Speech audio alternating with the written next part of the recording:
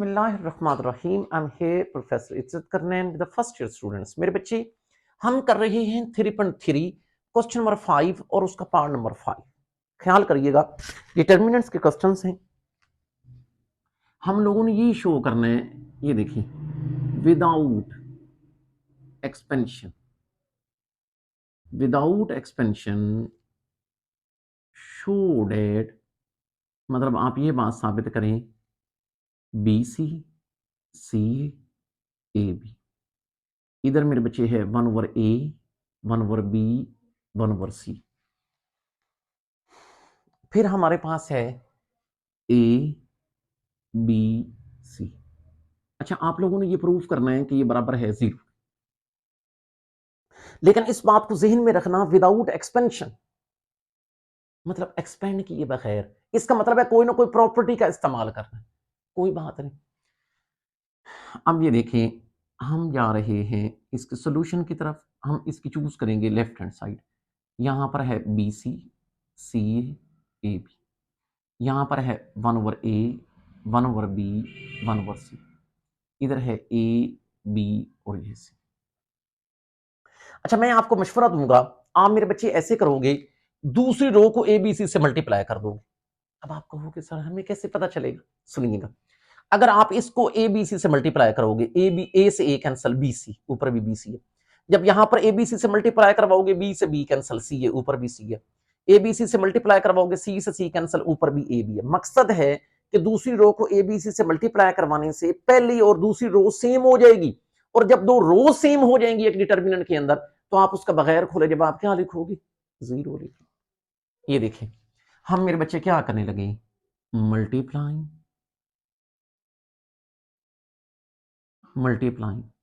A B c by R2, दूसरी रो। लेकिन अगर मैं मल्टीप्लाई करवाऊंगा तो ऑब्वियस सी बात है, बाहर क्या करूंगा, डिवाइड भी करूंगा। यहां पर है B C C A B, यहां पर है ना 1 ओवर ए, इसको ए बी सी से। यहां पर है 1 ओवर बी, इसको भी ए बी सी से। यहां पर है 1 ओवर सी, इसको भी ए बी सी से। इधर कौन है, ए बी और ये सी। अब इसका मेरे बच्चे फायदा क्या हुआ, ए से ए कैंसल, यहां पर बी से बी कैंसल, सी से सी कैंसल। इसका मतलब है कि ये क्या चीज रह गई हमारे पास अच्छा, बाहर कौन है, 1 ओवर ए बी सी, यहां पर B C C A B, इधर भी B C C A B, यहां पर ए बी सी। क्या मेरे बच्चे आप गौर कर रहे हैं कि इस डिटर्मिनेंट के अंदर दो रो सेम है?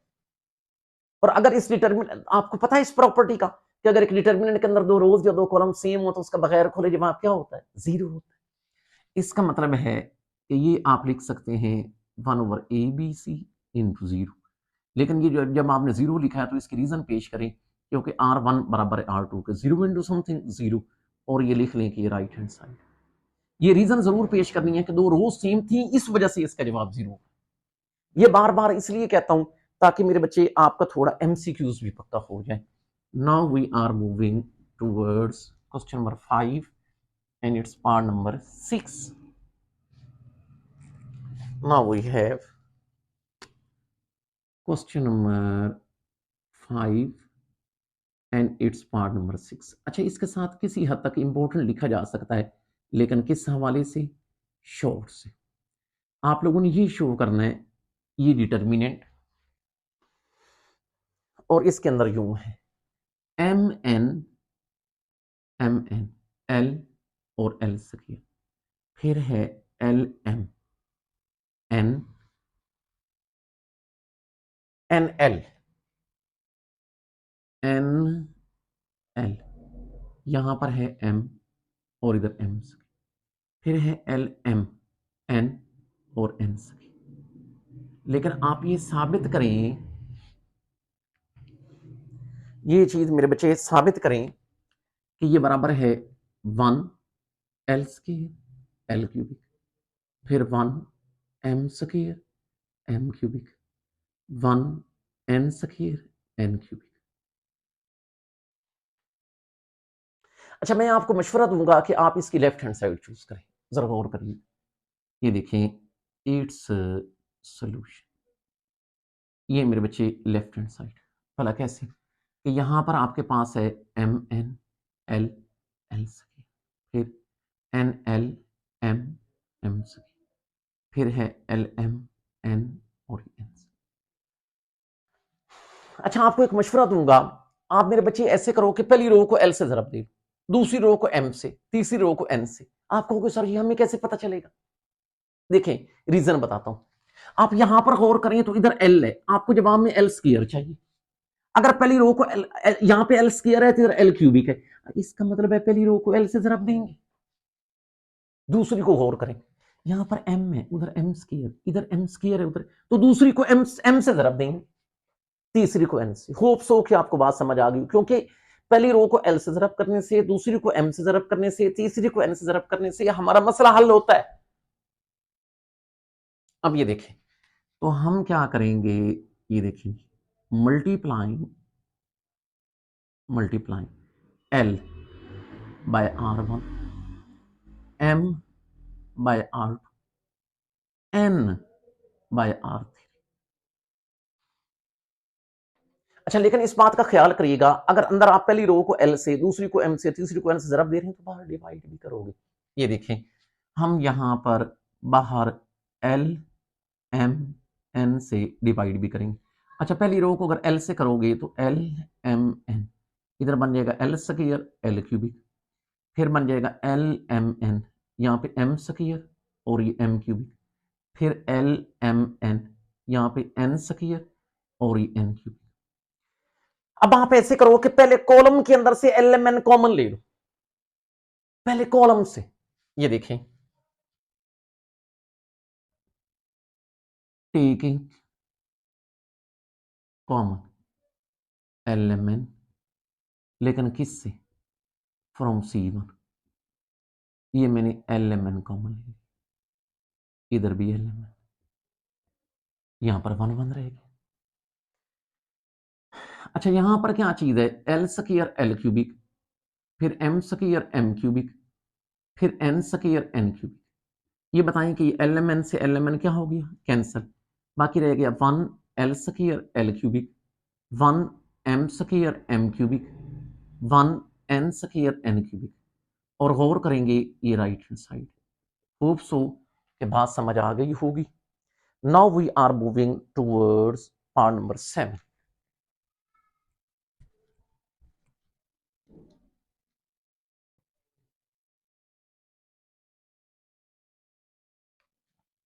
Now we have question number 5 and it's part number 7।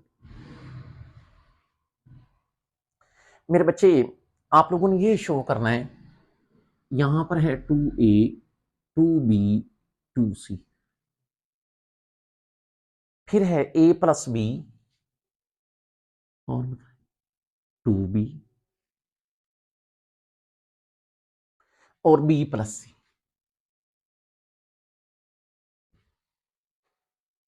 फिर है A plus C, B plus C and 2C। अच्छा, आप लोगों ने ये प्रूव करना है कि ये बराबर है 0 के। अच्छा, आप लोगों ने इसके साथ भी इंपॉर्टेंट लिख लेना है, किस हवाले से, शॉर्ट से।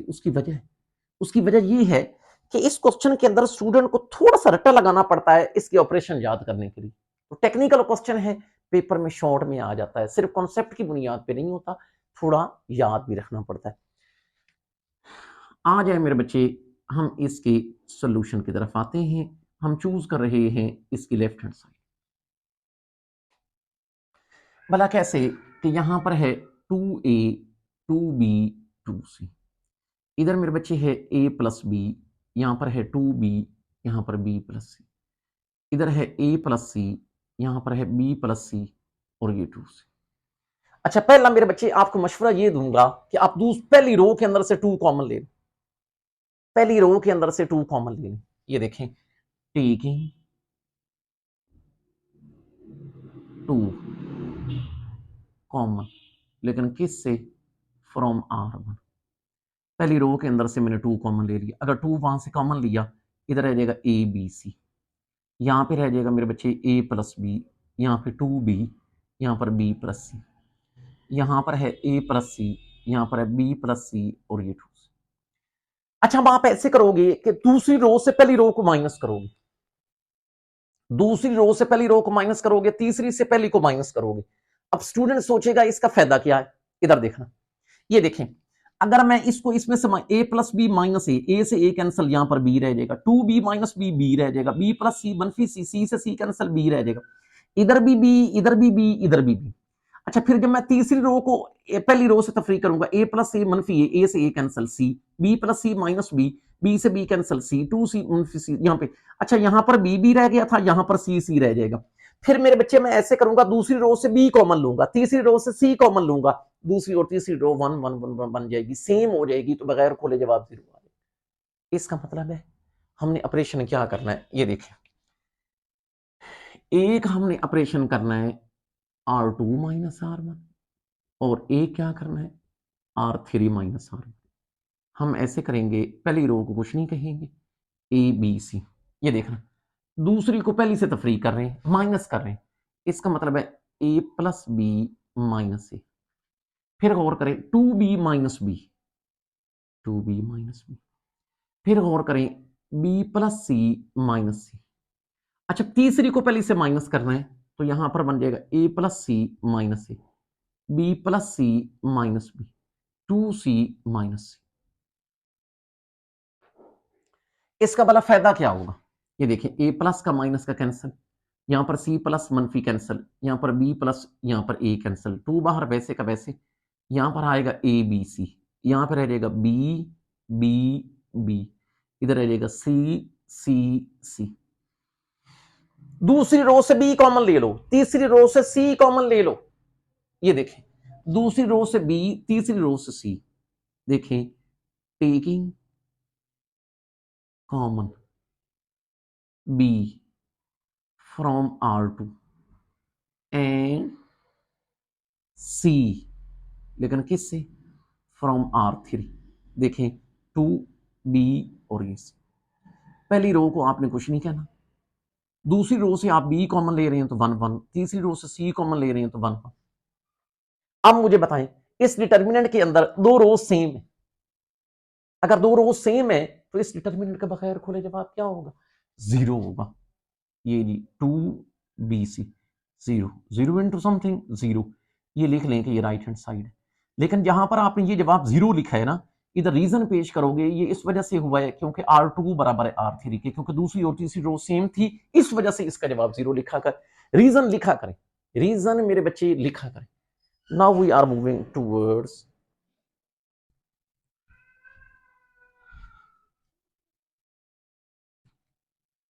It's part number 8। लेकिन इस बात का आपने ख्याल करना है कि पार्ट नंबर 8 करने से पहले एक मैं आपको प्रॉपर्टी सिखा रहा हूं, वो ये कि अगर कहीं पर ये हो A1 A2 A3, इधर हो B1 B2 B3, इधर हो C1 C2 C3, इसमें जमा हो रहा हो भला क्या, α1 α2 α3, फिर B1 B2 B3, C1 C2 C3। याद रखना, इसको ऐड करने का क्या तरीका कार है। अब पहले तो आप इस बात के ऊपर गौर करें कि ये दो डिटर्मिनेंट क्या है, इसकी इसकी पहली रो डिफरेंट है, इसमें A1 A2 A3, उधर α1 α2, ख्याल कर लीजिएगा, दूसरी सेम है, तीसरी सेम है।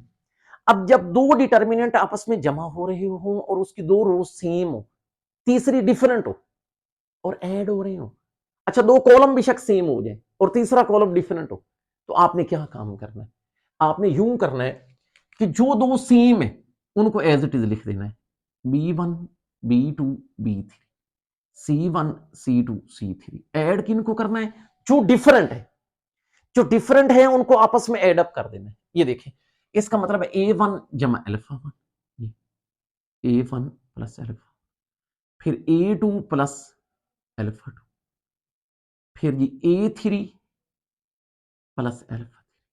तो याद रखना ये तरीकाकार होगा दो डिटर्मिनेंट्स को ऐड करने का, अगर दो उनके कॉलम या रो सेम है। फिर कह रहा हूं, जो सेम है उनको एज इट इज, जो डिफरेंट है उनको आपस में ऐड कर देना, एक ही डिटर्मिनेंट के अंदर ये चीज लिख देना।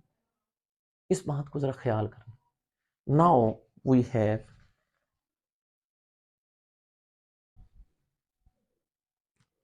It's part number 8।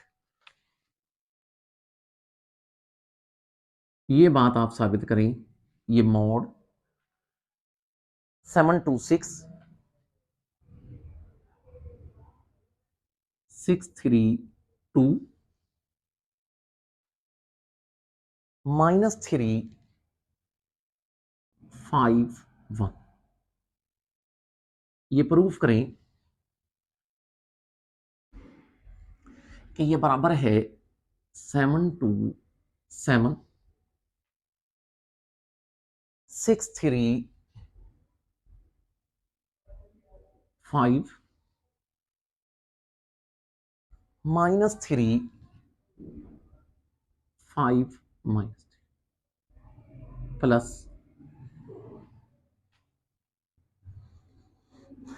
72 -1 63 और -3 -3 5 और ये 4। अच्छा, मेरा मशवरा ये होगा कि आप लोग इसकी लेफ्ट हैंड साइड नहीं बल्कि राइट हैंड साइड चूज करो। क्यों? क्योंकि राइट हैंड साइड एक बड़ी साइड है। आप हमेशा बड़ी को चूज करते हैं ताकि उसको सिंप्लीफाई करना आसान हो। देख, प्लस यहां पर है 72 और ये -1 63 -3 -3 5 और 4। अगर मेरे बच्चे आप गौर करें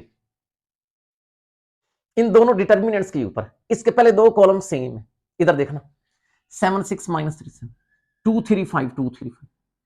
तीसरा कॉलम डिफरेंट है। मैंने अभी क्वेश्चन स्टार्ट होने से पहले मैंने आपको एक प्रॉपर्टी बताई है कि दो डिटर्मिनेंट के अंदर अगर दो कॉलम सेम हो तो उनको एज इट इज लिख लेना। ऐड सिर्फ उनको करना है जो डिफरेंट है, जो डिफरेंट है। ये देखो, आप पहले पहले सेम 7 6 -3, दूसरा भी सेम 2 3 5। देखो, इसका तीसरा डिफरेंट है और ऐड हो रहे हैं तो ऐड कर दें। ये देखिए 7 -1 5 -3 -3 +4। होप सो आप मेरे बच्चे इसको सिंप्लीफाई कर लें। भला कैसे? 7 6 -3, पहले कॉलम 2 3 और ये 5। 7 -1 विल बी 6, 5 - 3 2, 4 - 3 1। गौर करो, ये लेफ्ट हैंड साइड मिल गई। आप ये लिख सकते हैं कि ये मुझे लेफ्ट हैंड साइड मिल गई।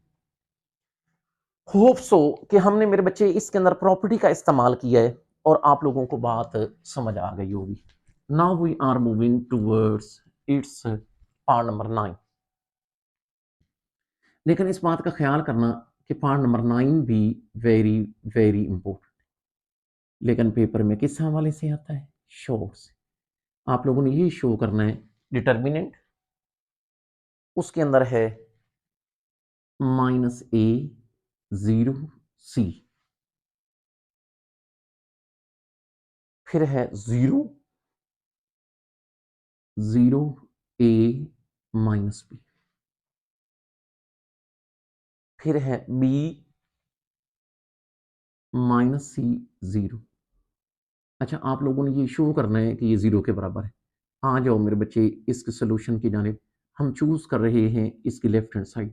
-a 0 c 0 a -b b -c और 0।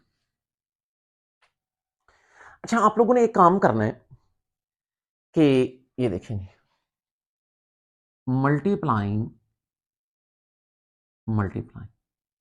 b बाय r1, फिर मेरे बच्चे मल्टीप्लाइंग c बाय r2, फिर मल्टीप्लाइंग a बाय r3।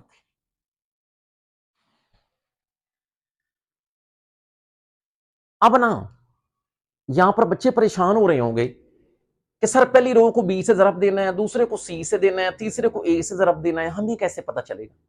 आपने परेशान नहीं होना, जस्ट सुन ले, पहली रो को बी से, दूसरे को सी से, तीसरे रीजन मैं आपको बता दूंगा।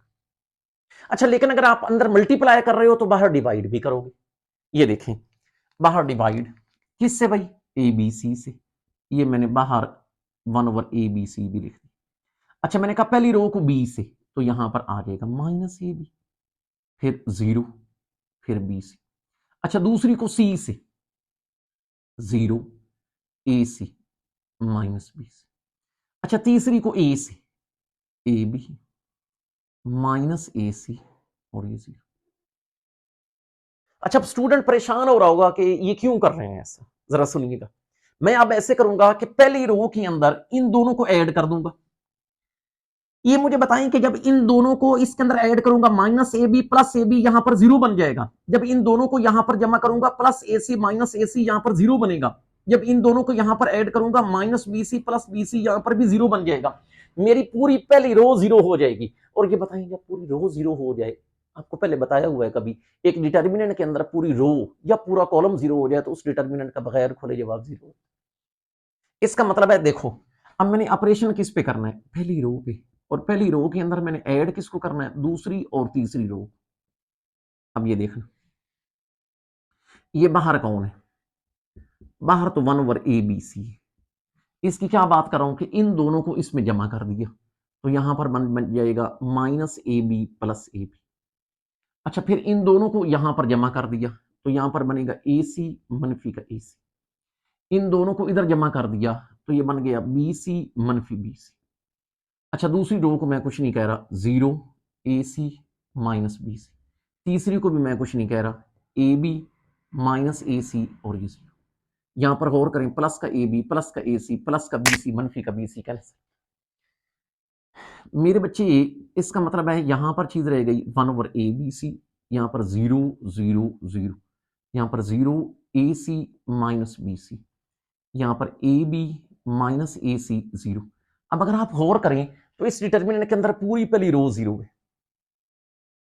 अगर एक पूरी रो 0 हो या एक पूरा कॉलम 0 हो तो उस डिटर्मिनेंट का बगैर खोले जवाब 0 होता है। इसका मतलब है आप ये लिख सकते हैं 1/ABC × 0, ये 0 ही आ जाएगा, ये राइट हैंड साइड है। लेकिन इस बात का ख्याल करना कि जब यहां पर आपने ये 0 लिखा है, इधर रीजन पेश करोगे क्योंकि R1 0 था, इस वजह से इसका जवाब 0। दैट्स इट, आज के लिए इतना ही काफी है, फिर मिलेंगे, तब तक के लिए अल्लाह हाफिज।